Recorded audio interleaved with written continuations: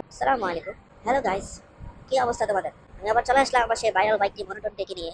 আমি আছি এখন দরখার ব্রাহ্মণবাড়িয়া বাইপাস রোডে, হাইওয়ে রোডে। যাই একটা বললে চলে। আমি আজকে দেবো তোমাদের মনোটন বাইকের রিভিউ, জিক্সার মনোটন রিভিউ। এই বাইকটি কেমন আর কি ফিচার সব কিছু সম্পর্কে আজকে বিস্তারিত বলবো।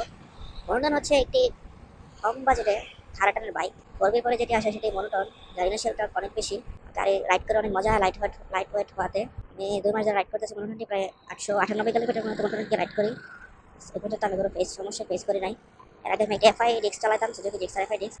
এটা টাঙ্কিতে অনেক ভিডিওতে দেখছি মোটর টাঙ্কিতে ঝং ধরে, অনেকের দেখছি ধরে না, কিন্তু আমারটাতে আলহামদুলিল্লাহ এখনো পর্যন্ত ঝং ধরে নাই। আর কেনার সময় জিজ্ঞাসা করেছিলাম শোরুম কর্তৃপক্ষকে।